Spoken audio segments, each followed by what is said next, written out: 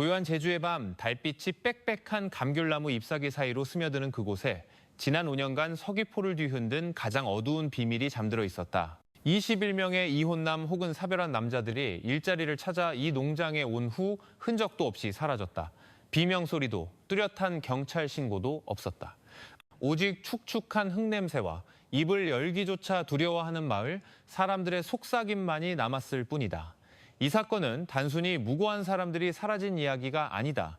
이것은 권력과 탐욕, 그리고 잘 익은 감귤나무 뿌리 아래 깊숙이 묻힌 비밀에 관한 이야기다. 90일이라는 시간 동안 수년간 묻혀있던 진실이 마침내 드러나기 시작했고, 그 끝에서 발견된 것은 제주도 전체를 잠 못 들게 할 진실이었다. 이것은 심장을 뒤흔드는 실화, 제주 감귤밭 21명 실종 미스터리다. 달콤해 보이는 감귤 하나하나의 이면에는 결코 사라지지 않는 죽음의 향기가 배어 있었다. 그날 오후 서귀포 앞바다 위 하늘은 황금빛으로 물들어 잔잔한 물결 위로 부서지고 있었다. 바람은 짭짤한 바다 내음과 흙냄새를 실어왔고 멀리에는 키 큰 감귤나무들이 줄지어 서 있었다. 짙푸른 잎사귀 아래 주황빛 감귤들은 마치 제주의 숲속에 걸린 작은 등불처럼 매달려 있었다.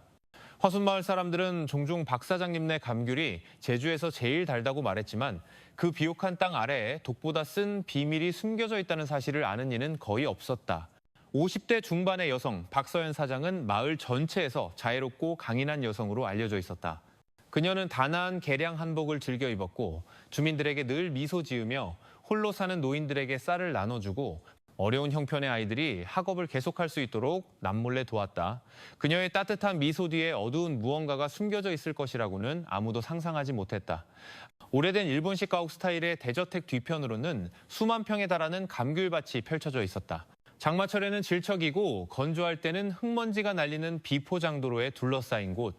박 사장의 허락 없이는 아무도 감히 들어가지 못했다. 그곳은 그녀가 아내를 잃고 홀로 된 남자들, 즉 서울, 부산, 심지어 강원도에서 온 외로운 남자들에게 일자리를 주는 곳이라고 했다. 그들은 새로운 삶, 괜찮은 급여, 그리고 감귤나무 그늘 아래 평화로운 안식처를 기대하며 이곳을 찾았다. 하지만 몇 년 전부터 사람들은 무언가 이상한 낌새를 눈치채기 시작했다. 농장에서 일하러 온 남자들이 하나둘씩 사라지는 것이었다. 소식도, 편지도, 심지어 시신조차 발견되지 않았다. 마치 그 땅이 그들을 통째로 삼켜버린 것 같았다. 아마 더 좋은 일자리를 찾아 도시로 갔겠지. 일부 주민들은 애써 스스로를 위로했다. 하지만 몇몇은 창백한 얼굴로 속삭였다. 밤마다 농장 뒤편 배수로에서 이상한 냄새가 나. 비료 냄새가 아니라 뭔가 썩는 냄새 같아. 2024년 가뭄이 끝나갈 무렵의 어느 날 밤 김 선장이라는 늙은 어부가 서귀포 앞바다에서 그물을 던지고 있었다. 그는 박 사장의 농장 뒤편에서 작은 불빛이 번쩍이는 것을 보았다. 잠시 후 무언가 물에 던져지는 소리가 들렸다. 그가 배를 더 가까이 저어갔을 때 코를 찌르는 날카로운 암모니아 냄새가 났다. 물 표면에는 이유 없이 죽은 물고기들이 떠 있었다. 그는 신고하고 싶었지만 아내가 말렸다. 괜히 엮여서 좋을 거 없어요. 그 집안은 보통 사람들이 아니에요. 마을 사람들은 그 농장을 유령 감귤밭이라 부르기 시작했다. 해가 지면 아이들의 접근은 금지되었다. 그러나 박 사장은 여전히 고개를 꼿꼿이 세우고 걸으며 마치 아무 일도 없다는 듯 모든 이에게 미소로 인사했다. 실종된 사람들에 대해 물었던 지역 신문 기자에게 그녀는 이렇게 말했다. 다들 더 나은 직장을 찾아 떠났어요. 저는 그저 잠시 도와줬을 뿐입니다. 그녀의 대답은 그럴듯하게 들렸지만 그녀의 눈은 텅 비어 있었다. 마치 오랫동안 죄와 함께 살아온 사람의 눈처럼. 그리고 제주에서 멀리 떨어진 서울의 한 고시원에서 김민준이라는 남자는 그 농장에서 일하던 형 민호가 보낸 마지막 메시지를 읽고 있었다. 휴대폰 화면에 뜬 짧은 메시지는 이랬다. 민준아, 만약 내가 너무 오래 조용하면 창고를 찾아봐. 여기에 둘 수 없는 게 있어. 민준은 오랫동안 휴대폰 화면을 응시했다. 그는 그 메시지가 자신을 인생에서 가장 어두운 여정으로 이끌게 될 줄은 꿈에도 몰랐다. 죽음의 땅 위에서 자라난 감귤나무들의 비밀을 파헤치는 여정으로 그날 아침 서울 하늘은 아직 옅은 안개에 쌓여 있었다. 김민준은 낡은 오토바이를 타고 김포에서 제주를 향하는 배에 올랐다. 새벽부터 아무것도 먹지 못한 채 물 한 병과 이제는 어디에 있는지도 모를 형 민호의 사진만을 챙겼다. 몇 시간 후 늦은 오후에 비가 내리기 시작할 무렵 그는 박 사장의 감귤밭이 있는 화순마을에 도착했다. 짙은 녹색의 거대한 철문이 그의 눈앞에 서 있었고 그 주변은 높은 담장과 울창한 나무들로 둘러싸여 있었다. 주변 공기는 축축한 흙냄새와 가슴을 답답하게 만드는 무언가가 섞인 날카로운 냄새가 났다. 그는 천천히 가슴을 두드리며 스스로를 진정시킨 뒤 철문을 두드렸다. 빗소리 너머로 발소리가 들려왔다. 50대 중반으로 보이는 여성이 나타났다. 수수한 옷차림에 어깨에는 낡은 스카프를 두르고 있었다. 그녀의 얼굴은 부드러웠지만 눈빛은 설명하기 힘든 무언가를 내뿜고 있었다. 날카로우면서도 공허했다. 누구신가 젊은이. 목소리는 차분했지만 정중했다. 안녕하세요. 저는 김민준이라고 합니다. 민호 씨 동생입니다. 형이석 달째집에 돌아오지 않아서 찾아왔습니다. 박 사장은 잠시 그를 쳐다보더니 옅은 미소를 지었다. 아, 민호 씨 착한 친구였지. 하지만 그는 떠났네. 서울에 더 좋은 일자리를 구하러 간다고 하던데 민준은 미간을 찌푸렸다. 그럼 형의 오토바이는 왜 아직 여기에 있습니까? 박 사장은 마당 구석에 세워진 낡은 오토바이를 쳐다보더니 재빨리 대답했다. 아마 깜빡했거나 일부러 두고 갔겠지. 다시 돌아올지도 모르잖나. 민준이 반박하려던 찰나 뒤에서 젊은 여성이 나타났다. 검고 긴 생머리에 아름답지만 차가운 얼굴, 박 사장의 외동딸 박지연이었다. 민준 씨라고 했죠? 그녀의 목소리는 조용했지만 날카로웠다. 형님은 이미 떠났어요. 멀리서 오시느라 고생할 필요 없었는데 여기 일꾼들은 언제든 자유롭게 떠날 수 있어요. 그녀의 말투에는 미묘한 위협이 담겨 있었다. 민준은 속마음이 떨렸지만 애써 정중하게 미소 지었다. 그는 무언가 잘못되었다는 것을 직감할 수 있었다. 그는 집 뒤편의 넓은 밭을 바라보았다. 감귤나무들이 마치 녹색 군인들처럼 질서정연하게 서 있었다. 하지만 서쪽 구석에는 철조망으로 둘러싸인 땅이 있었다. 그곳에는 나무 한 그루 자라지 않았고 땅은 축축했으며 회색빛을 띠고 있었다. 그리고 그 위에는 탁한 색의 물웅덩이가 고여 있었다.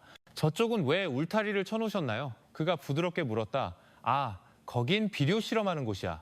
박 사장이 재빨리 대답했다. 아직 나무 심기에는 적합하지 않아서. 그 대답은 너무나 준비된 것처럼 들렸다.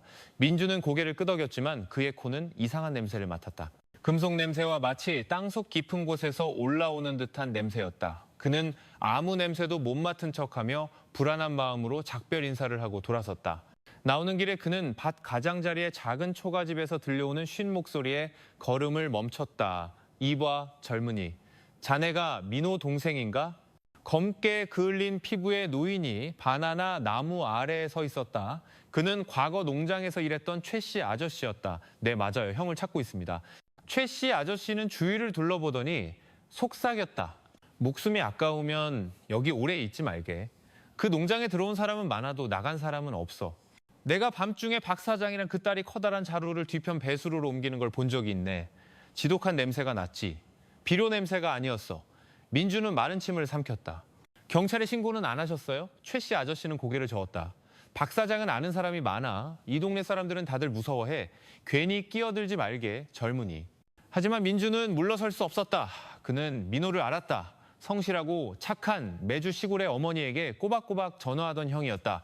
그런 형이 소식도 없이 사라질 리가 없었다. 그날 밤 민주는 해안도로가의 작은 민박집에 방을 잡았다. 방구석의 등유램프가 깜빡이며 그의 그림자가 나무벽 위에서 춤을 췄다. 좁은 창문 너머로 멀리 박 사장의 농장 방향에서 희미한 불빛이 보였다. 불빛은 나무들 사이에서 작은 횃불처럼 천천히 움직였다. 민주는 침대 가장자리에 앉아 여전히 보관하고 있던 민호의 낡은 휴대폰을 열었다. 금이간 화면에는 마지막 메시지가 떠 있었다. 만약 내가 너무 오래 조용하면 창고를 찾아봐. 그는 그 메시지를 몇 번이고 다시 읽었다. 하지만 이번에는 무언가 달랐다.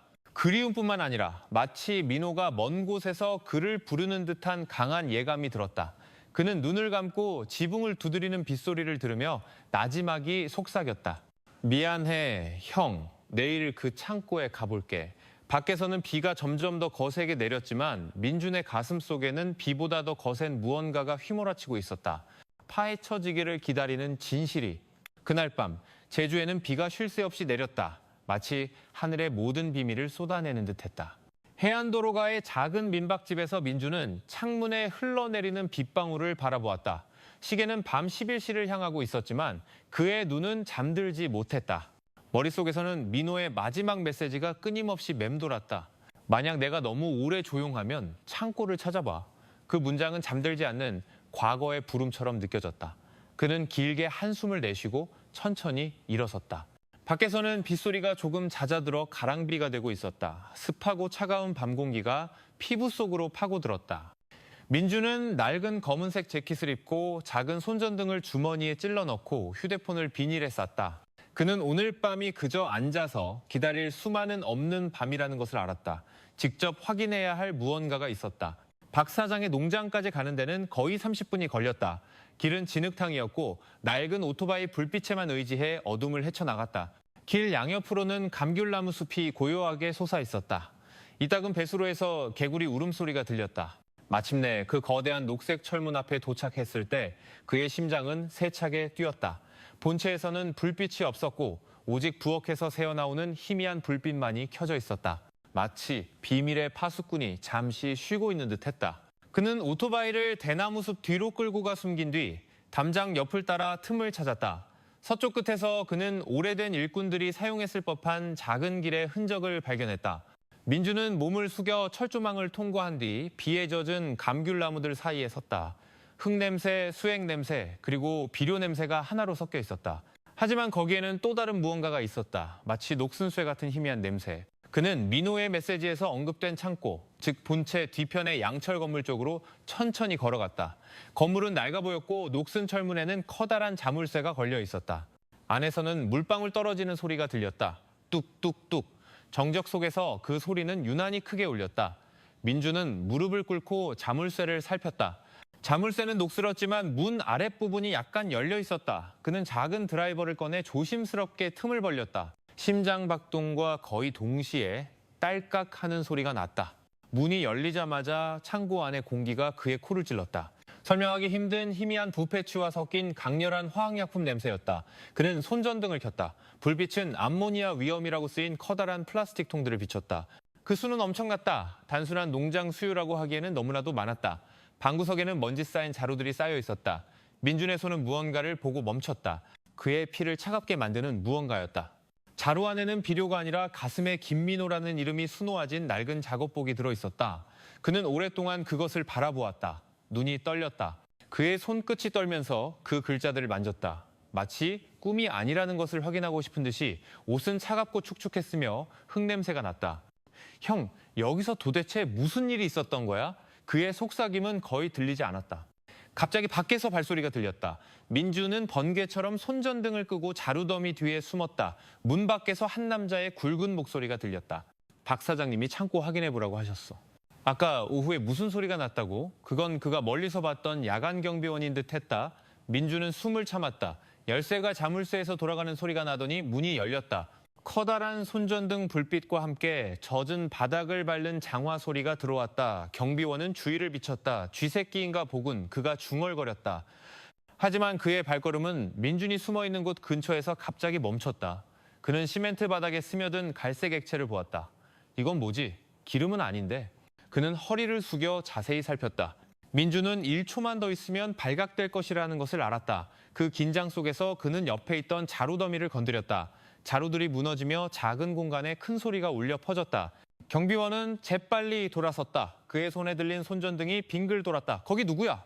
그가 소리쳤다. 민주는 더 이상 기다리지 않았다. 그는 문틈으로 뛰쳐나와 축축하고 차가운 공기를 뚫고 달렸다. 비는 다시 세차게 쏟아지고 있었다. 뒤에서 경비원이 누군가를 부르는 소리가 들렸다. 아마 박 사장이나 박지연일 것이다. 하지만 민주는 멈추지 않았다. 그는 농장 담장을 벗어날 때까지 계속 달렸다. 숨이 찼고 가슴이 타는 듯했다. 번갯불 아래 그의 손은 여전히 민호의 작업복을 꽉 쥐고 있었다. 옷 주머니에서 작고 젖은 천조각이 떨어졌다. 이상한 냄새가 났다. 민주는 오랫동안 그것을 바라보았다. 눈에 눈물이 고였다. 약속할게 형, 나 절대 침묵하지 않을 거야. 이 모든 걸 다 밝혀낼게. 그는 거친 숨 사이로 나지막이 말했다. 그는 오토바이에 올라타 민박으로 돌아왔다. 몸이 떨렸다. 비 때문이 아니라 확신과 뒤섞인 공포 때문이었다. 방에서 그는 본 모든 것을 작은 수첩에 적었다. 창고, 암모니아, 민호의 작업복이 든 자루, 젖은 바닥. 그런 다음 그는 휴대폰을 열어 제주경찰청에서 근무하는 오랜 친구인 황동혁 경감에게 짧은 메시지를 썼다. 형, 박 사장 농장에서 뭘 찾았어? 내일 나한테 연락이 안 되면 농장 뒤편 창고를 찾아줘. 메시지가 전송되고 휴대폰 화면이 꺼졌다. 밖에서는 농장 쪽에서 또다시 번개가 쳤다. 마치 밤이 아직 끝나지 않았다는 신호를 보내는 듯했다. 민주는 하늘을 바라보았다. 눈은 무거웠지만 마음은 열려 있었다. 그는 이 게임이 이제 막 시작되었다는 것을 알았다. 낮에는 평화로워 보이던 감귤밭이 이제 밤비 아래 비밀의 미로로 변해 있었다. 그리고 울려 퍼지는 천둥 소리 사이로 민주는 창고 쪽에서 희미한 속삭임이 들리는 듯했다. 부드럽지만 단호한 목소리, 그가 너무나 잘 아는 목소리였다. 멈추지 마, 민준아. 거의 다 왔어. 그는 눈을 감고 그 옷을 가슴에 꼭 껴안았다. 내일 아침 그는 다시 그 농장으로 돌아갈 것이다. 찾는 동생으로서가 아니라 진실과 마주할 준비가 된 증인으로서, 그 진실이 아무리 어두울지라도. 그날 아침 서귀포의 하늘은 여전히 잿빛이었다. 민주는 서귀포 경찰서 앞 작은 나무 벤치에 앉아 있었다. 잠을 설친 탓에 얼굴은 창백했고 눈은 충혈되었지만 그의 결심은 흔들리지 않았다. 손에는 민호의 사진과 지난밤 창고에서 발견한 작은 메모 조각이 든 낡은 봉투를 쥐고 있었다. 날카로우면서도 따뜻한 눈빛을 가진 50대 남성 황동혁 경감이 책상 너머로 민준을 바라보고 있었다. 그의 옆에서는 날이라는 젊은 여경이 컴퓨터에 무언가를 조용히 입력하고 있었다. 그러니까 이 사진과 메모가 박 사장 농장에서 나왔다고 확신하는 건가? 황 경감의 목소리는 진지했다. 민주는 고개를 끄덕였다.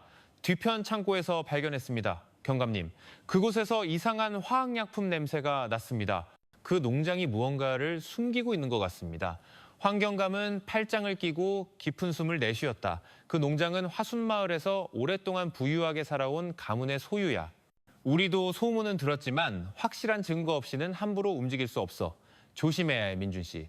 박 사장 같은 사람은 영향력이 커. 그 말에 민준의 가슴이 답답해졌지만 그의 얼굴에는 더 이상 억누를 수 없는 용기가 서려 있었다.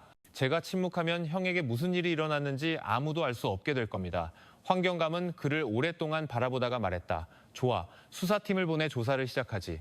하지만 우리가 지시하기 전까지는 절대 그 농장에 접근하지 말게. 민주는 고개를 끄덕였지만 마음속으로는 기다릴 수 없다는 것을 알았다. 그는 무거운 발걸음으로 경찰서를 나와 멀리서 평화롭게 흐르는 바다를 바라보았다. 그 고요함 속에서 왠지 모르게 감시당하고 있다는 느낌이 들었다. 오후가 될 무렵 그는 화순마을로 향하는 비포장도로가의 한 작은 식당에 들렀다. 그는 구석에 앉아 손도 대지 않은 커피잔을 바라보았다.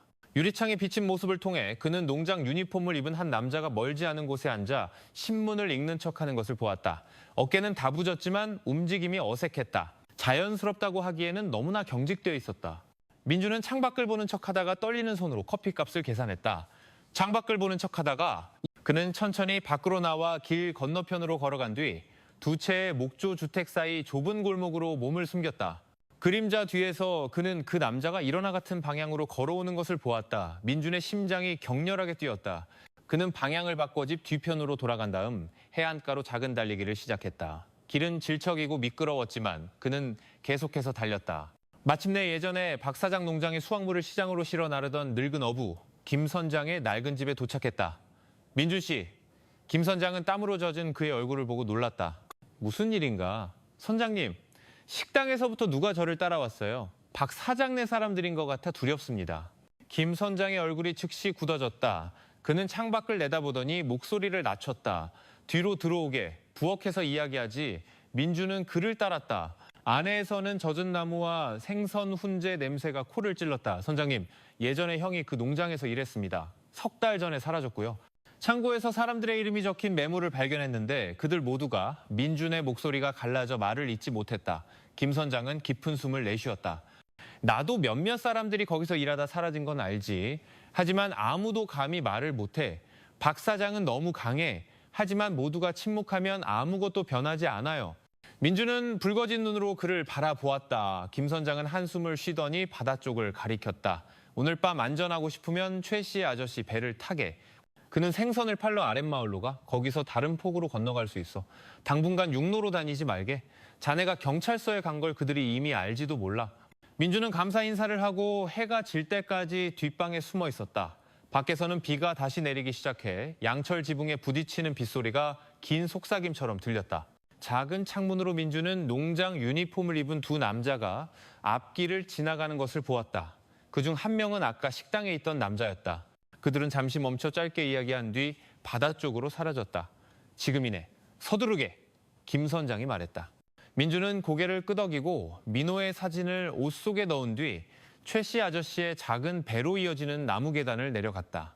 바다에서 불어오는 축축한 밤바람이 흙과 갯벌 냄새를 실어왔다. 배는 천천히 움직이기 시작하며 멀리서 비치는 불빛에 반짝이는 탁한 물을 갈랐다. 그날 밤 제주의 바다는 고요했다. 오직 배의 측면을 때리는 물소리만 들릴 뿐이었다. 민주는 가방을 꼭 껴안고 이제 옅은 안개 속에 잠긴 건너편 농장 쪽으로 시선을 고정했다. 갑자기 멀리서 다른 배의 엔진 소리가 들렸다. 최 씨 아저씨는 재빨리 고개를 돌렸다. 꽉 잡게 민준 씨, 소리 내지 말고. 뒤따라오던 배의 탐조등이 수면을 비추며 무언가를 찾는 듯 빙빙 돌았다. 민주는 숨을 참았다. 그들의 배는 속도를 늦추더니 오른쪽으로 방향을 틀어 불의옥잠으로 가득 찬 작은 수로로 들어갔다. 어둠 속에서는 개구리와 벌레 소리만 들렸다. 다른 엔진 소리가 완전히 사라지기까지는 거의 20분이 걸렸다. 민주는 하늘을 보며 마음을 진정시키려 했다. 가랑비는 세찬비로 변해 머리카락과 옷을 적셨다. 그 고요함 속에서 그는 바람에 실려오는 희미한 속삭임을 듣는 듯했다. 누군가 그의 이름을 부르는 소리 같았다. 그는 눈을 감고 부드럽게 일렁이는 바다를 바라보았다. 그저 생각의 그림자이거나 빗소리와 함께 찾아온 기억일지도 모른다. 하지만 그는 마음속으로 한 가지를 알았다. 감귤밭의 비밀은 아직 끝나지 않았고 제주의 잔잔한 파도 뒤편에서 무언가가 여전히 발견되기를 기다리고 있다는 것을. 제주도의 다른 포구에서 맞이한 아침은 느낌이 달랐다. 안개가 여전히 물 위에 낮게 깔려 마치 바다가 밤의 꿈에서 완전히 깨어나고 싶지 않은 듯했다. 민주는 작은 나무 부두에 서 있었다. 어젯밤 비의 옷은 여전히 축축했다. 그는 건너편을 바라보았다. 박 사장의 감귤밭이 무성한 나무 뒤에 무언가를 숨긴 채 고요히 서 있었다. 최 씨 아저씨가 그의 어깨를 가볍게 두드렸다. 당분간은 여기서 안전할 걸세. 우리 집이 여기서 멀지 않으니 자네가 계획한 일을 계속하기 전에 좀 쉬게. 민주는 고개를 끄덕였다. 그의 얼굴은 지쳐 있었지만 눈은 여전히 결심으로 불타고 있었다. 감사합니다, 아저씨. 생각할 시간이 좀 필요해서요. 그들은 축축한 흙길을 따라 최 씨 아저씨의 소박한 목조주택으로 걸어갔다. 현관에서는 커피와 젖은 나무 냄새가 그들을 맞았다. 히잡을 쓴 최 씨 아저씨의 아내가 따뜻한 물을 내주었다. 얼굴이 창백하네, 젊은이. 어젯밤 어디서 비를 맞고 온 게야? 민주는 나지막이 대답했다.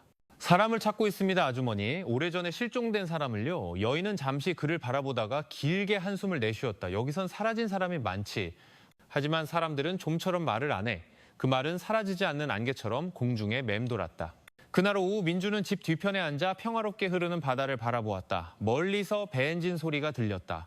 그는 박 사장이 자신이 더 이상 화순마을에 없다는 것을 알아차렸을 것이라고 생각했다. 그 생각에 등골이 오싹해졌다. 최 씨 아저씨가 옆에 앉아 담배를 말았다. 옛날에 저 농장이 지금처럼 크기 전에는 그가 천천히 말했다. 저 땅은 오래된 공동묘지 터였어. 박 사장 남편이 죽은 후에 그 땅을 정리하고 감귤밭을 지었지. 그 후로 많은 일꾼들이 왔고 하나둘씩 다시는 보이지 않았어. 민주는 재빨리 고개를 돌렸다. 아저씨는 이 모든 걸 아시면서 왜 신고하지 않으셨어요? 최 씨 아저씨는 씁쓸하게 웃었다. 누가 감히 하겠나. 경찰들도 상당수 그녀에게 쩔쩔매. 박 사장의 돈이면 많은 입을 막을 수 있거든. 민주는 침묵했다. 머릿속에는 다시 민호의 얼굴이 떠올랐다. 늦은 오후에 햇살 아래 미소 짓던 밭에서 일해 흙투성이가 된 손. 형은 그냥 떠나지 않았을 거야. 그는 생각했다. 분명히 아직 그곳에 있거나 형에 관한 무언가가 그곳에 남아 있을 거야. 해가 서쪽으로 기울고 공기가 습해질 무렵 민준이 집으로 들어가려 할 때 한 젊은이가 길 쪽에서 달려왔다. 숨을 헐떡이며 얼굴은 공포에 질려 있었다. 최 씨, 아저씨, 앞 식당에 경찰이 와서 사람을 찾고 있어요. 민준은 몸이 굳었다. 경찰이라고? 그가 재빨리 물었다. 내 이름을 말했나? 젊은이는 고개를 끄덕였다. 서울에서 온 김민준이라는 남자를 찾는다고 했어요. 박 사장 일로 물어볼 게 있다고 하던데요. 최 씨 아저씨는 민준을 오랫동안 바라보았다. 함정일 수도 있어. 아직 나가지 말게. 민준은 제복 뒤에 모든 사람이 믿을 수 있는 것은 아니라는 것을 알았다. 그는 길 쪽을 바라보았다. 심장이 세차게 뛰었다. 계속 숨어만 있을 수는 없어요. 만약 환경감님 쪽에서 온 사람들이 맞다면 제가 아직 살아있다는 걸 알려야 해요. 그러나 그가 발걸음을 떼기도 전에 멀리서 오토바이 소리가 식당 앞에서 멈췄다. 제복을 입은 두 사람이 내려 주민들과 이야기를 나눴다. 민주는 대나무 벽 틈으로 지켜보았다. 그들 중 한 명은 분명 경찰 제복을 입고 있었지만 다른 한 명은 평범한 셔츠를 입고 있었다. 그리고 그의 얼굴을 민주는 알고 있었다. 그 사람은 그가 농장에서 본 적 있는 박 사장의 일꾼 중 한 명이었다. 민주는 마른 침을 삼켰다. 황경감님 사람들이 아니에요. 그가 긴장된 목소리로 속삭였다. 박 사장 사람들이에요. 최 씨 아저씨가 그의 어깨를 잡았다. 그렇다면 뒤편 작은 수로로 빠져나가야 해. 강 노인 댁으로 가는 길이 있어. 믿을 만한 사람이야. 긴 말 없이 그들은 재빨리 움직였다. 하늘이 다시 어두워지며 비가 올 조짐을 보였다. 나무 뒤편에서 발소리가 점점 더 가까워졌다. 민준과 최 씨 아저씨는 대나무 숲 사이로 몸을 숨긴 다음 물가로 이어지는 좁은 길을 내려갔다. 그곳에는 작은 배가 나무 기둥에 헐겁게 묶여 있었다. 서두르게 젊은이 최 씨 아저씨가 밧줄을 풀며 말했다. 서쪽으로 물길을 따라가. 두 번째 갈림길에서 오른쪽으로 꺾으면 강 노인댁이 나올 거야. 민주는 고개를 끄덕이고 배에 뛰어올라 힘껏 노를 저었다. 물소리와 빗소리가 하나가 되어 그의 귓가에 긴장감 넘치는 음악처럼 울려 퍼졌다. 뒤에서 희미하게 사람들이 소리치는 소리가 들렸다. 아마 그의 배가 없어진 것을 알아차린 경비원일 것이다. 손전등 불빛이 어둠을 꿰뚫었다. 민주는 몸을 숙이고 더욱 빠르게 노를 저었다. 작은 배는 나뭇가지와 물 표면에 떨어진 나무십들 사이를 헤치며 나아갔다. 비는 점점 더 세차게 내려 노젓는 소리와 멀리서 들려오는 발소리를 덮었다. 그가 말한 수로 갈림길에 도착하기까지는 거의 30분이 걸렸다. 그곳에는 작은 수상가옥이 물가에 서 있었다. 등유램프 불빛으로 희미하지만 따뜻해 보였다. 흰 수염을 기른 노인이 대나무 우산을 들고 밖으로 나왔다. 밖에 누구요? 그의 목소리는 쉬었지만 크지 않았다. 강 어르신, 민준이 여전히 숨을 헐떡이며 외쳤다. 접니다. 민준입니다. 최 씨 아저씨가 이리로 오라고 하셨습니다. 노인은 다가와 흠뻑 젖은 민준의 얼굴을 바라보았다. 들어오게 젊은이, 할 얘기가 길겠구먼. 집안에서는 나무난로의 따뜻한 공기가 밤의 추위를 몰아냈다. 강 노인은 민준을 오랫동안 바라보다가 나지막이 말했다. 나도 그 농장을 알지. 오래전에 거기서 일했었어. 모든 사람이 그 이름을 말하기 두려워하기 훨씬 전에 민준은 날카로운 눈으로 들었다. 사라진 사람들에 대해 아시는 게 있습니까? 강 노인은 깊은 숨을 내쉬었다. 사라진 사람들은 정말로 사라진 게 아니야. 그들은 거기에 있어. 자네가 밟았던 땅 아래에.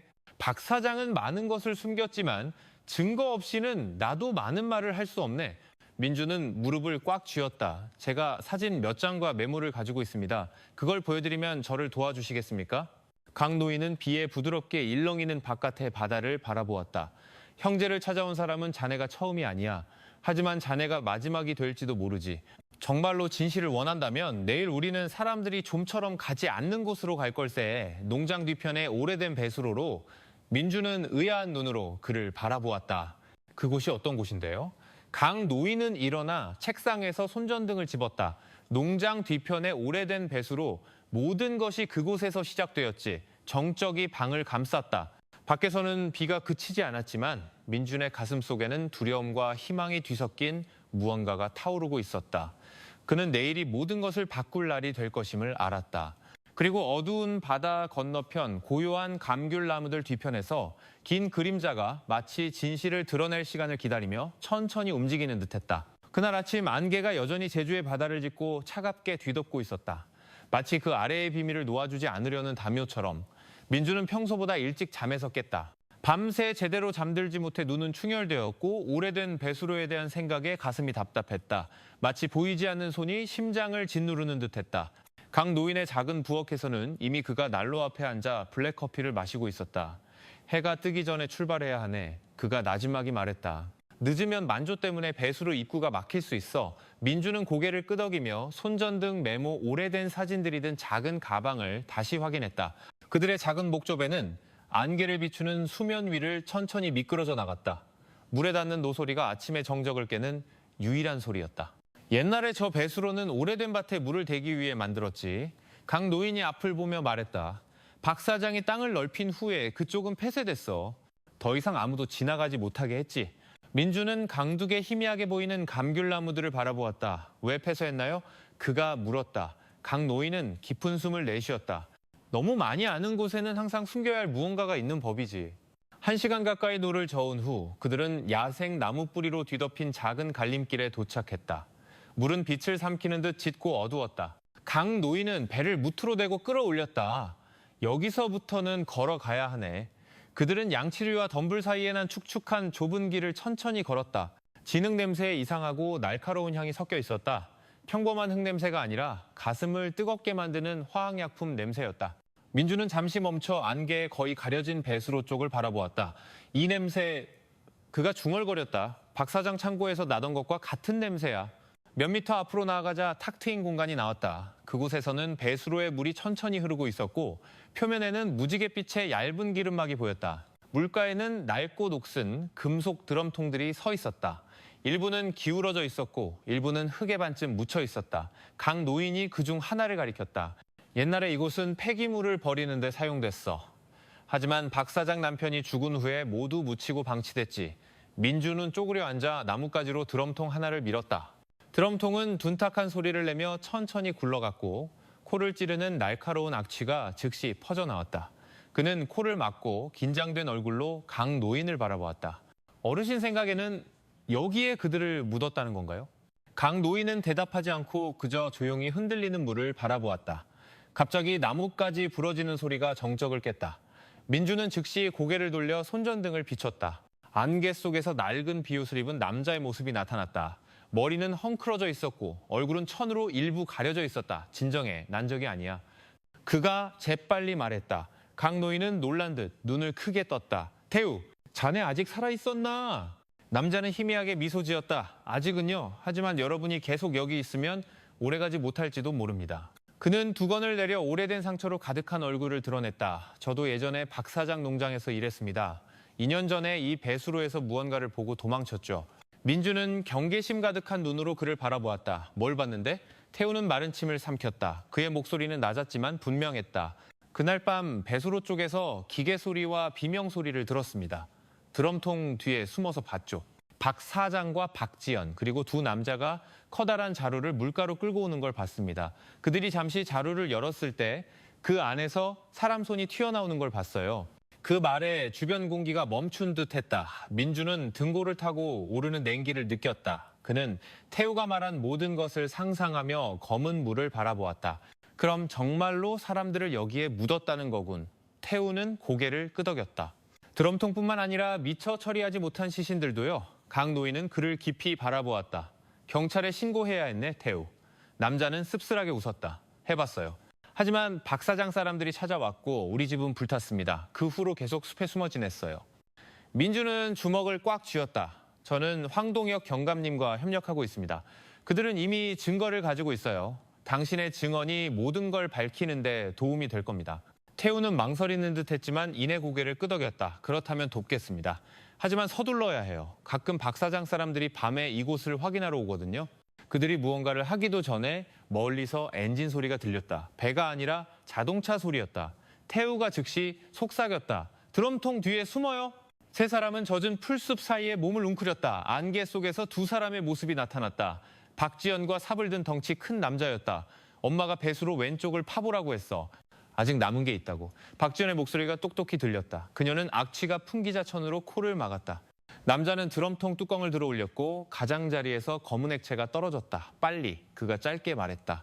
민주는 숨을 참고 휴대폰을 꺼내 몰래 녹화를 시작했다. 작은 카메라는 박지연의 손전등 불빛, 열린 드럼통, 그리고 파헤쳐지는 진흙을 포착했다. 하지만 민준이 실수로 진흙을 밟는 바람에 작은 소리가 났다. 누구야? 박지연이 재빨리 돌아보며 손전등을 그들 쪽으로 비췄다. 그 긴장된 순간 태우는 민준을 땅으로 밀어 넘어뜨리며 속삭였다. 강으로 도망쳐요. 그는 일어나 반대 방향으로 달려가 일부러 주의를 끌었다. 이쪽이다. 그가 외쳤다. 박지연은 비명을 지르며 부하에게 그를 쫓으라고 명령했다. 두 발의 총성이 안개를 뚫고 크게 울렸다. 민주는 강노인과 함께 배에 도착한 후 힘껏 노를 저었다. 물이 튀었고 안개가 그들의 소리를 삼켰다. 그는 태우의 운명을 알 수 없었지만 그의 손에 들린 휴대폰은 여전히 녹화 중이었다. 화면이 깜빡이며 박지연, 드럼통, 그리고 진흙의 모습이 담겨 있었다. 모든 것이 뚜렷하게 녹화되었다. 그것은 반박할 수 없는 증거였다. 강노인은 배 끝에 앉아 있었다.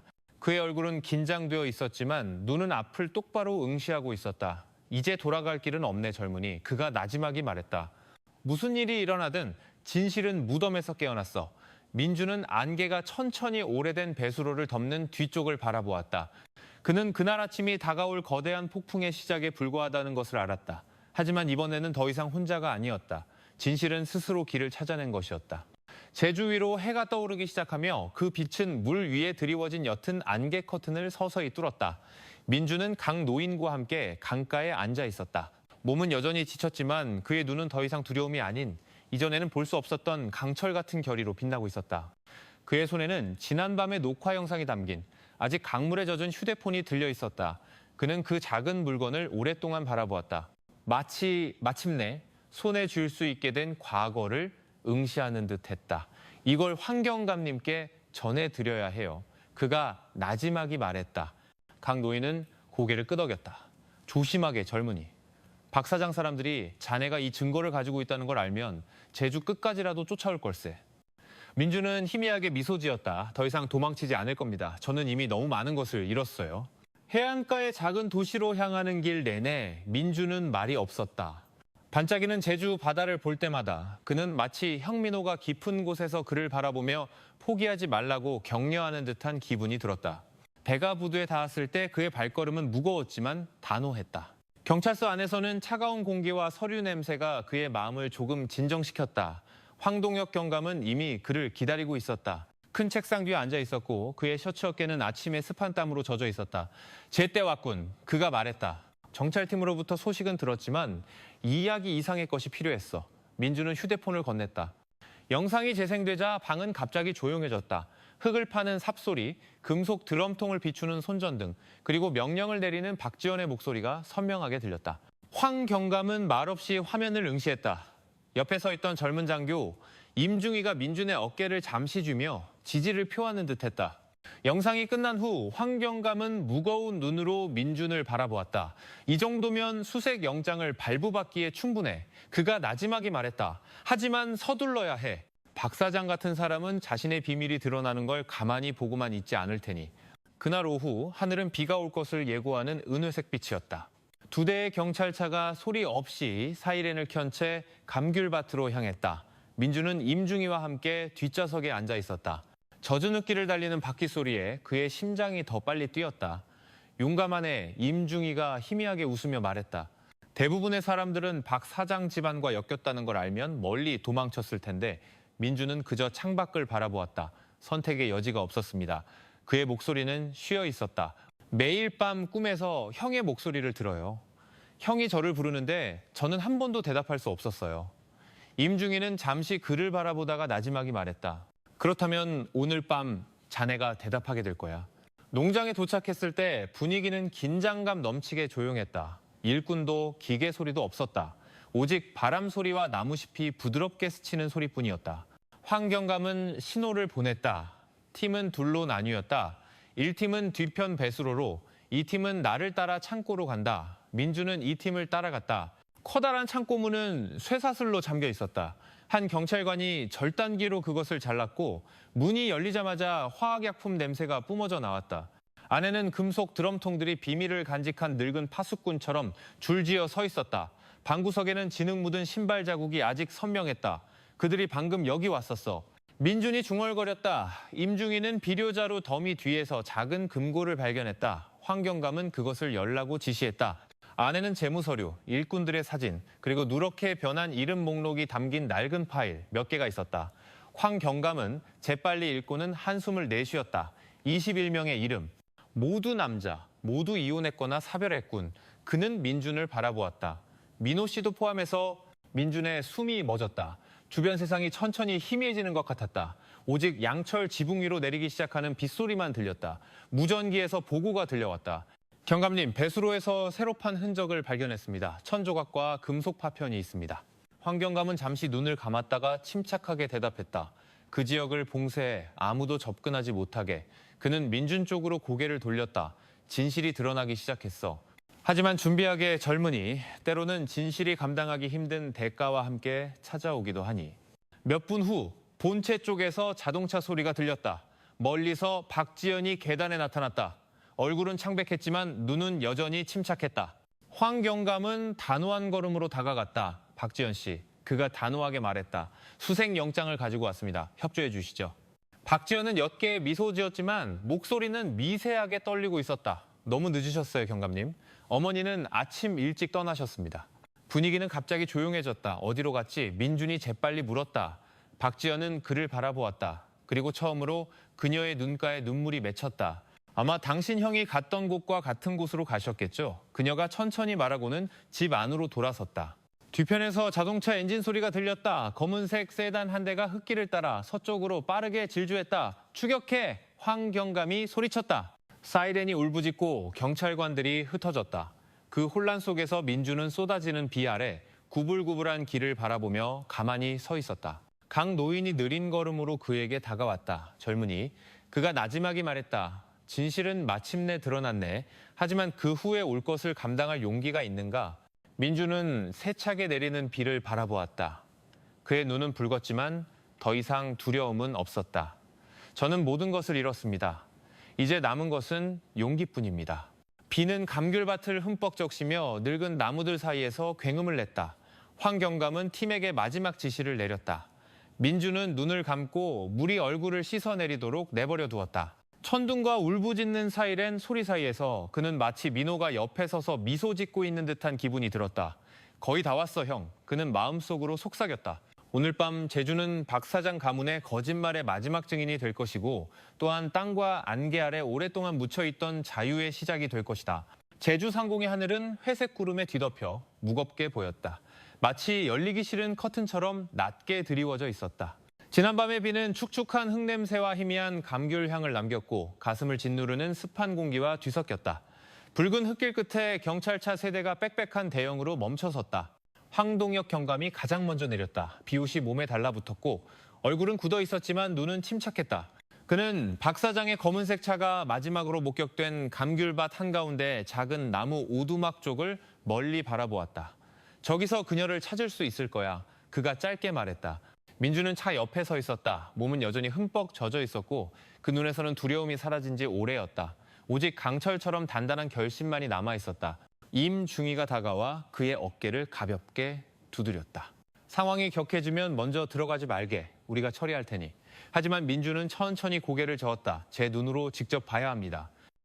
모든 것이 정말로 끝났다는 것을 확인해야 해요. 그의 목소리는 쉬어 있었지만 두려움의 떨림은 없었다. 경찰팀은 솟아있는 감귤나무들 사이를 천천히 이동했다. 옅은 비가 여전히 나무숲에 떨어지며 마치 잃어버린 모든 영혼을 위한 긴 기도처럼 들리는 소리를 만들어냈다.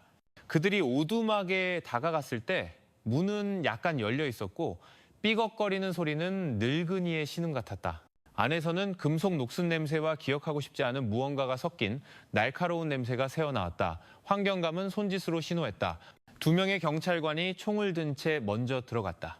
희미한 램프 불빛으로 밝혀진 방 안에서 박서연 사장은 낡은 나무 의자에 앉아 있었다. 옅은 푸른색의 개량 한복을 입고 있었다. 그녀는 도망자처럼 보이지 않았다. 얼굴은 평온했고 머리는 단정하게 쪽을 쥐고 있었다. 그녀 앞에는 찻주전자와 2개의 찻잔이 놓여 있었다. 마치 누군가를 기다리고 있었던 것처럼 결국 왔군. 그녀가 나지막이 말했다. 내 시간이 끝났다는 건 알고 있었어. 황경감이 앞으로 나아갔다. 박서연 씨, 당신은 21명의 농장 일꾼 실종 사건에 연루된 혐의를 받고 있습니다. 우리에겐 증거, 증인, 그리고 당신 자신의 기록이 있습니다. 박 사장은 희미하게 미소 지었다. 증거라. 이 세상은 결코 공평하지 않아, 경감님. 그들은 상처와 외로움을 안고 내게 왔지. 나는 그저 그들에게 고통에서 쉴 수 있는 곳을 주었을 뿐이야. 그녀의 말은 부드럽게 흘러나왔지만 가시처럼 날카로웠다. 민준이 앞으로 나섰다. 얼굴은 창백했지만 눈빛은 타오르고 있었다. 형은 죽으러 온 게 아니에요. 당신을 믿었어요. 박 사장은 오랫동안 그를 바라보았다. 그 미소가 서서히 사라졌다. 민호 씨, 이 세상에는 너무나 선한 사람이었지. 하지만 그는 너무 많은 것을 알았고 때로는 너무 깊이 파헤쳐진 비밀은 파헤친 자에게 죽음을 가져다 줄 뿐이야. 황경감은 경찰관들에게 신호했지만 갑자기 박 사장이 손을 들었다. 그녀는 책상 아래에서 투명한 액체가 든 작은 병을 꺼냈다. 가까이 오지 마. 그녀가 침착하게 말했다. 나는 평생 심을 만큼의 감귤을 심었어. 감옥은 필요 없어. 황경감의 목소리가 단호해졌다. 박 사장, 그걸 내려놓으시오. 우리는 당신이 살아서 법정에서 답하기를 원하오. 그녀는 다시 미소 지었다. 부드럽지만 씁쓸했다. 인간의 정의는 너무 느려, 경감님. 때로는 신이 더 빠르지. 누구도 움직일 틈도 없이 그녀는 그 액체를 마셨다. 그녀의 몸이 잠시 떨리더니 바닥으로 쓰러졌다. 그녀의 눈은 차가운 천장을 응시한 채 열려 있었다. 아마 그곳에서도 자신의 감귤밭을 찾고 있었을 것이다. 박지연이 비명을 지르며 달려들어왔다. 엄마! 왜 이런 길을 택하셨어요? 그녀는 어머니의 시신 옆에 무릎을 꿇고 눈물을 쏟았다. 민주는 그들을 바라보았다. 마음이 텅 비었다. 분노하고 싶었지만 남은 것은 권력과 탐욕이라는 어두운 길에서 길을 잃은 두 영혼에 대한 연민뿐이었다. 비는 점점 더 세차게 내려 양철 지붕을 때리고 농장 땅을 적시고 그 여인의 입술에서 마지막 핏자국을 지워냈다. 황경감은 굳은 채 서서 구급대원에게 신호를 보냈다. 끝났어. 그가 나지막이 말했다. 임중위는 민준을 바라보았다. 자네는 답을 얻었네. 하지만 기억하게. 진실은 항상 상처를 남기는 법이야. 민준은 바람에 흔들리는 감귤나무들 사이를 천천히 걸어 나왔다. 그는 한때 시신을 숨겼던 땅을 바라보았다. 이제는 축축한 흙냄새와 떨어진 나무심 냄새뿐이었다. 그는 모든 것이 끝났다는 것을 알았지만 그 정적은 승리라고 부르기에는 너무나 깊었다. 며칠 후 그 사건에 대한 뉴스가 제주도 전역을 뒤덮었다. 신문은 감귤밭의 비극, 21명 실종 사건 드러나자 여성 사업가 스스로 목숨 끊어라고 썼다. 민호와 다른 희생자들의 이름이 하나씩 불렸고 정부는 그들의 가족을 돕겠다고 약속했다. 박지연은 긴 형을 선고받았지만 마지막 재판에서 그녀는 나지막이 말했다. 죽음이 아닌 생명을 위한 감귤을 심고 싶습니다. 민주는 옛날 어머니가 민호가 돌아오기를 기다리며 자리를 짜던 강가의 낡은 집으로 돌아왔다. 그는 현관에 자신과 민호가 처음으로 함께 심었던 감귤나무 아래에서 미소 짓고 있는 오래된 사진을 놓았다. 끝났어, 형. 그가 속삭였다. 늦은 오후의 바람이 부드럽게 불어와 잘 익어 땅에 떨어진 감귤향을 실어왔다. 하지만 이번에는 그 냄새가 달콤하고 평화로웠다. 서쪽 수평선 너머로 해가 질 때 주황색 빛이 강물 표면에서 춤을 췄다. 저녁 기도를 알리는 소리가 둥지로 돌아가는 새들의 지저귐과 섞여 울려 퍼졌다. 민주는 서서히 어두워지는 하늘을 바라보았다. 오랜만에 처음으로 가슴이 가벼워졌다. 그는 한때 무덤이었던 감귤밭이 이제 다시 자라날 것이라는 것을 알았다. 하지만 거짓이 아닌 정직의 땅 위에서, 그리고 제주 바다도 다시 평온을 되찾았다. 마치 죽음 위에 나무를 심었던 한 여자와 진실의 빛을 찾기 위해 어둠에 굴복하기를 거부했던 한 남자에 대한 어두운 이야기를 결코 간직한 적 없었던 것처럼 그날 아침 제주의 하늘은 잿빛 구름에 덮여 있었다. 옅은 안개가 여전히 공중에 떠 있었고 지난밤의 빗소리가 법원 건물의 기와지붕에 남아 있었다. 정문 앞에서는 기자들이 우산 아래 빽빽하게 서서 카메라로 모든 순간을 포착할 준비를 하고 있었다. 분위기는 마치 땅 자체가 숨을 참는 듯 무거웠다. 차량 소음과 경찰관들의 발소리 사이로 호송차 한 대가 멈춰섰다. 그 안에서 박지연이 내렸다. 옅은 갈색 수의를 입고 손에는 수갑이 채워져 있었다. 그녀의 얼굴은 평온했지만 눈은 충혈되어 있었다. 두려움 때문이 아니라 체념 때문이었다. 민주는 법원 계단에 서서 그 차를 바라보았다. 축축한 바람이 그의 얼굴을 스쳤다. 손에는 형 민호의 유일한 유품인 은반지를 쥐고 있었다. 임중희가 그의 옆에 서서 우산을 씌워주었다. 오늘 재판에 꼭 참석해야겠나? 그가 나지막이 물었다. 힘들 텐데. 민주는 앞을 똑바로 바라보았다. 그래야 합니다. 형은 진실이 마침내 말해지는 것을 알 자격이 있어요. 법정 안공기는 차가웠다. 오직 펜 소리와 밖에서 들려오는 물 흐르는 소리만 들렸다. 온화한 얼굴의 늙은 판사가 나무 망치를 천천히 두드리며 재판 시작을 알렸다. 검사가 일어나 박 사장과 박지연이 저지른 긴 범죄 목록을 읽었다. 21명의 이름이 하나씩 불렸고 각각의 이름은 다시 열리는 상처 같았다. 민호의 이름이 불렸을 때 민주는 고개를 숙였다. 눈이 뜨거워졌지만 그는 가슴 속의 격동을 억누르며 조용히 있었다. 박지연은 피고인석에 앉아 텅 빈 시선으로 바닥을 응시했다. 판사가 그녀에게 말하라고 했을 때 그녀는 천천히 일어섰다. 목소리는 쉬었지만 단호했다. 변명하지 않겠습니다, 재판장님. 제가 한 모든 것은 두려움 때문이었습니다. 어머니에 대한 두려움, 모든 것을 잃을 것에 대한 두려움. 하지만 저는 다른 사람의 죽음을 정당화할 만큼 큰 두려움은 없다는 것을 깨달았습니다. 방은 조용해졌다. 오직 창밖에서 점점 더 거세지는 빗소리만 들렸다. 마치 하늘도 함께 우는 듯했다. 판사는 오랫동안 박지연을 바라보았다. 그의 눈빛은 단순히 판사의 것이 아니라 너무 멀리 길을 잃은 자식을 보는 아버지 같았다. 법원은 증거, 자백, 그리고 피고인의 반성을 고려하여 피고인 박지연에게 징역 20년을 선고한다. 망치가 천천히 두드려지며 피할 수 없는 운명의 메아리처럼 울려 퍼졌다. 박지연은 잠시 눈을 감았다. 그녀가 눈을 떴을 때 그녀는 민준을 바라보았다. 그 시선은 더 이상 용서를 구하지 않고 말로 표현할 수 없는 무언가를 전달했다. 밖으로 끌려나갈 때 그녀는 민준 앞에서 잠시 멈춰 속삭였다. 용서해달라고 하지 않겠어요? 하지만 언젠가 제가 나가게 되면 죽음이 아닌 생명을 위한 감귤을 심을 겁니다. 민주는 말없이 그녀가 떠나는 것을 바라보았다. 마음속으로 그는 그 문장이 아마도 박지연의 입에서 나온 마지막 진실한 약속일 것이라고 생각했다. 법정 밖에서는 비가 다시 내려 계단과 마당을 적셨다. 황동혁 경감은 잿빛 하늘 아래 서서 먼 곳을 바라보았다. 드디어 끝났군. 그가 침착하게 말했다. 민주는 나지막이 대답했다. 완전히는 아니지만 새로운 것을 시작하기에는 충분합니다. 황 경감은 그의 어깨를 두드리고는 떠났다. 민주는 빗속에 홀로 남겨졌다. 몇 주 후 제주 해안가에서 민주는 가족이 남긴 작은 밭으로 돌아왔다. 땅은 비옥하고 축축했으며 고요했다. 그는 떨리지만 단호한 손으로 새로운 감귤 묘목을 하나씩 심기 시작했다. 그의 사비 땅을 팔 때마다 그는 마침내 평화를 찾은 민호와 다른 21명의 영혼을 위해 기도를 심는 듯했다. 밭 구석에 그는 한때 믿었던 이들을 위하여 이 나무들과 함께 평화가 자라나기를 이라고 쓰인 소박한 나무 팻말을 세웠다. 그날 오후 비가 그치고 구름 뒤에서 햇살이 수줍게 나타났다. 제주 바다는 황금빛으로 반짝이며 비단처럼 부드럽게 빛났다. 늦은 오후에 바람이 불어와 축축한 흙냄새와 어린잎 냄새를 실어왔다. 민주는 새로 자란 작은 감귤나무 아래 앉아 눈을 감았다. 물소리와 새소리가 그의 긴 여정의 마지막 노래가 되도록 내버려 두었다. 그 고요함 속에서 그는 바다 쪽에서 들려오는 형의 웃음소리를 들었다. 희미하지만 분명했다. 그는 미소 지으며 서서히 주황색으로 변하는 하늘을 바라보았다. 끝났어, 형. 그가 나지막이 속삭였다. 이제는 이 나무들이 이야기할 차례야. 그리고 고요한 제주의 하늘 아래 그 감귤밭은 다시 살아났다.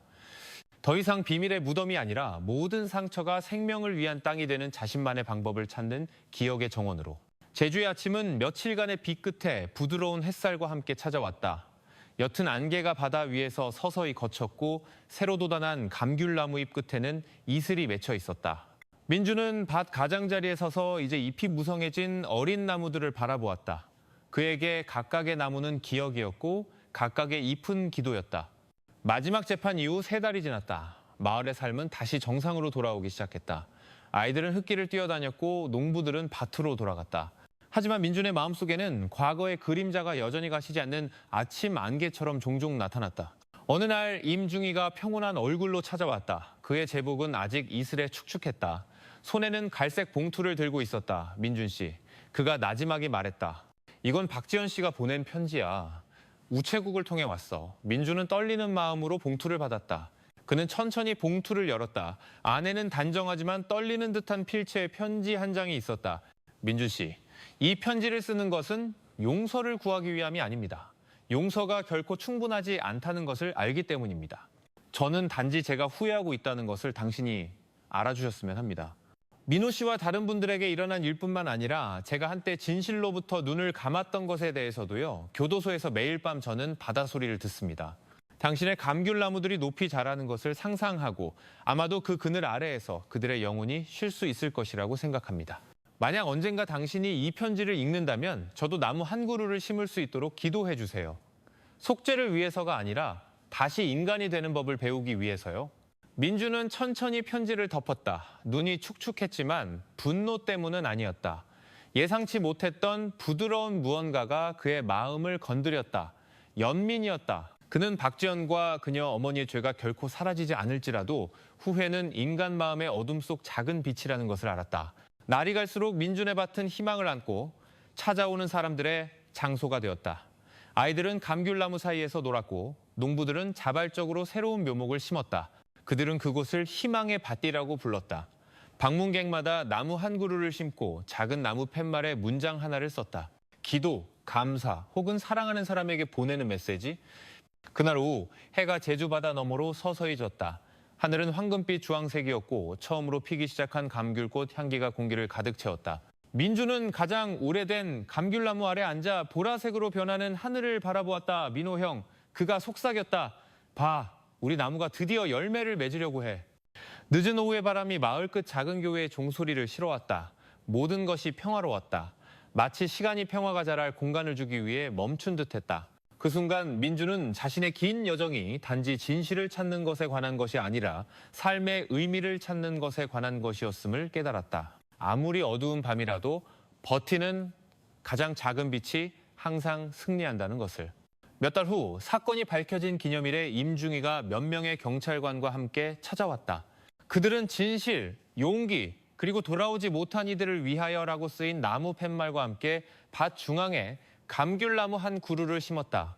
민주는 그들 옆에 서 있었다. 제주의 하늘은 구름 한 점 없이 맑았고 햇살은 금 조각처럼 반짝이는 바다, 표면에 부드럽게 내렸다. 마음속으로 그는 모든 것이 제자리로 돌아왔다는 것을 알았다. 진실, 평화, 그리고 삶. 바람이 부드럽게 불자 감귤나무 잎들이 마치 인사하듯 흔들렸다. 민주는 눈을 감고 자연의 속삭임, 바다소리, 바람소리, 그리고 고요한 제주의 하늘 아래 계속되는 삶의 소리를 들었다. 그는 미소 지었다. 모든 것이 끝났고 모든 것이 제 길을 찾았다. 그리고 그곳 무성하게 자란 감귤나무들 사이에서 한때 어두웠던 이야기는 전설로 변했다. 범죄가 뿌리내렸던 땅에 진실을 심었던 김민준이라는 남자에 대한 전설로. 해가 동쪽 수평선 위로 막 솟아올랐을 때 민주는 나무집에서 나왔다. 제주의 공기는 여전히 서늘했고 옅은 안개가 바다 표면에 걸려 있었으며 멀리서 작은 배에 노젓는 소리가 희미하게 들렸다. 마을은 다시 활기를 되찾은 듯했다. 아이들은 흙길을 뛰어다녔고 아주머니들은 빨래를 널었으며 농부들은 밭으로 향했다. 하지만 민준의 마음속에서는 일어난 모든 일 후에 정말로 예전과 같은 것은 아무것도 없다는 것을 알았다. 몇 달 전 기념식 이후로 민준의 감귤밭은 점점 더 많은 사람들이 찾아왔다. 기자, 대학생, 심지어 여러 마을에서 온 희생자 가족들이 끊임없이 방문했다. 그들은 단지 감귤나무를 보러 온 것이 아니라 그곳에서 자라난 상징의 힘을 느끼고 싶어 했다. 상실, 용기, 그리고 새로운 희망에 대한 상징. 그 밭은 더 이상 단순한 밭이 아니라 매일 기도를 키우는 살아있는 기념물이었다. 어느 날 오후 한 노부인이 어린 손자와 함께 비틀거리며 다가왔다. 얼굴은 주름졌지만 눈빛은 날카로웠다. 그녀는 민준에게 다가와 떨리는 목소리로 말했다. 내 아들도 예전에 실종되었소. 그가 발견된 이들 중에 포함되었는지는 모르지만 여기 이 나무들 아래에 서 있으니 그가 결코 멀리 떠나지 않은 것 같구려. 그녀의 뺨에 눈물이 흘러내렸다. 손자는 할머니가 가져온 감귤 묘목을 순진하게 바라보며 아직 상실의 의미를 이해하지 못한 듯 작은 손가락으로 흙을 쥐었다. 민주는 눈물을 참으며 고개를 숙였다. 그는 노부인이 밭구석에 묘목을 심는 것을 도왔다. 이 나무가 당신 아들을 위한 기도가 되게 하세요. 그가 부드럽게 말했다. 노부인은 희미하게 미소 지으며 떨리는 손으로 묘목을 심었다. 작은 나무 팻말에 그녀는 내가 항상 기억하는 너를 위해라고 썼다. 밤이 되어 모든 사람이 돌아갔을 때 민주는 밭에 홀로 앉아 있었다. 둥근 달이 하늘에 걸려 있었고 그 빛은 고요한 제주 바다 표면에 반사되었다. 그는 여전히 간직하고 있던 박지연의 편지와 민호의 이름이 쓰인 작은 나무 팻말을 쥐고 있었다. 다른 그가 속삭이는 약속의 말 없는 증인이 되었다. 민호 형, 그가 나지막이 말했다. 나는 노력했어. 형을 되돌릴 수 없다는 건 알지만 형의 이야기가 사라지지 않도록 약속할게. 몇 주 후 임중희는 제복 없이 평범한 마을 주민처럼 옷을 입고 찾아왔다. 그들은 민준의 집 현관에 앉아 블랙커피 한 잔을 마시며 이야기를 나눴다. 민준 씨, 임중희가 말했다. 이 사건은 법정에서는 끝났지만 사람들 마음의 상처는 그렇게 쉽게 사라지지 않아. 우리의 임무는 이제 범죄와 싸우는 것뿐만 아니라 이 이야기가 살아있도록 지켜서 사람들이 잊지 않게 하는 거야. 민주는 멀리서 푸르게 우거진 감귤밭을 바라보았다. 알고 있습니다. 이 밭은 저만을 위한 것이 아니라 잃어버린 모든 사람을 위한 것입니다. 이 나무들이 자라는 한 진실은 여기에 계속 있을 겁니다. 늦은 오후의 하늘이 서서히 주황색으로 변했다. 마을의 작은 사원에서 울려 퍼지는 저녁 기도 소리가 감귤나무 잎의 바람 소리와 부드럽게 섞였다. 민주는 역계에 미소 지었다. 그는 자신의 인생 여정이 아직 끝나지 않았다는 것을 알았다. 결코 지울 수 없는 흔적을 항상 가지고 다닐 것이다. 하지만 그 흔적에서 그는 앞으로 나아갈 힘을 찾았다. 영원한 제주의 빛 아래 민주는 굳건히 섰다. 그의 삶은 이제 유산을 지키는 것에 관한 것이었다. 용기, 진실, 그리고 한때 죄로 뒤덮였던 땅에서도 계속 자라나는 사랑의 유산을. 그리고 그곳 깔끔하게 줄지어 선 감귤나무들 사이에서 한때 어두웠던 이야기는 서서히 전설로 변했다. 범죄가 뿌리내렸던 땅에 진실을 심었던 김민준이라는 남자에 대한 전설로. 제주의 아침은 감귤나무들 사이를 뚫고 들어오는 황금빛으로 인사를 건넸다. 민주는 강가에 서서 마른 잎들을 실어 나르는 물의 흐름을 천천히 바라보았다. 멀리서 아이들이 작은 배를 타며 웃는 소리가 공기를 채웠다. 오랜 시간이 흐른 후 그 마을은 마침내 정말로 평온해졌다. 하지만 그 평온 속에서 민주는 여전히 끝나지 않은 무언가를 간직하고 있었다. 자신보다 더 큰 책임감이었다. 재판이 끝난 지 몇 달 후 지방정부는 경찰과 함께 그 감귤밭을 제주정의 기념공원으로 만들었다. 입구에는 잃어버린 이들을 위하여 세상이 더 이상 진실에 눈감지 않도록이라고 쓰인 검은색 비석이 세워졌다. 주말마다 사람들은 조문하러 와서 촛불을 켜거나 꽃을 뿌렸다. 몇몇 가족들은 사랑하는 사람들의 사진을 가져와 우거진 감귤나무 아래에 놓았다. 어느 날 한 젊은이가 민준에게 다가왔다. 그의 얼굴은 돌아가신 민호와 매우 닮았다. 단지 더 젊고 더 생기 있었다. 민준 삼촌. 그가 정중하게 말했다. 저는 민호의 아들입니다. 어머니께서 삼촌에 대해 진실을 찾기 위한 삼촌의 투쟁에 대해 자주 이야기해 주셨어요. 민준은 말없이 그 아이의 얼굴을 오랫동안 바라보았다. 설명하기 힘든 가슴 벅찬 감정이 있었다. 그는 이내 젊은이의 어깨를 두드리며 나지막한 목소리로 말했다. 네, 아버지는 좋은 사람이었어. 세상은 그를 잊을지 몰라도 이 나무들은 결코 잊지 않을 거야. 젊은이는 미소 지으며 고개를 숙였다. 그는 감귤나무 뿌리 주변에 흙을 한 줌 쥐어 꽉 쥐었다. 나중에 이 나무가 열매를 맺으면 그가 나지막이 말했다. 첫 열매는 제가 아버지 묘소에 가져가고 싶어요. 민주는 눈물로 터져나오려는 감정을 억누르며 그저 고개를 끄덕였다. 늦은 오후가 될 무렵 민주는 제복 없이 다시 찾아온 임중희와 함께 집 현관에 앉아 있었다. 그들은 언덕 너머로 지는 해를 바라보며 편안하게 이야기를 나누었다. 민준 씨, 임중희가 말했다. 도시에서 소식을 들었는데 한 교육기관에서 당신의 투쟁에 대한 다큐멘터리 영화를 만들고 싶어해. 민주는 작게 웃었다. 저요? 저는 아무것도 아닌데요.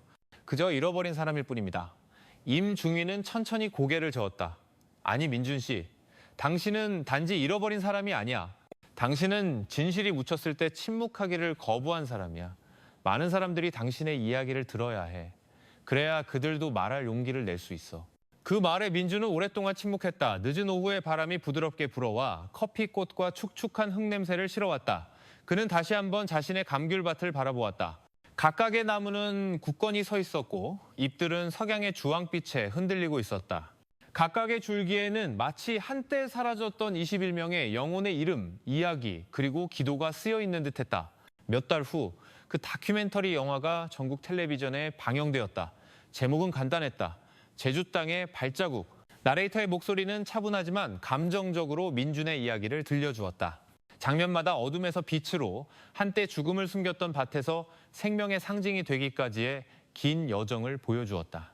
영화 마지막의 카메라는 가장 오래된 감귤나무 아래 서 있는 민준의 얼굴을 비췄다. 부드러운 미소와 눈물이 고인 눈으로 그는 나지막이 말했다.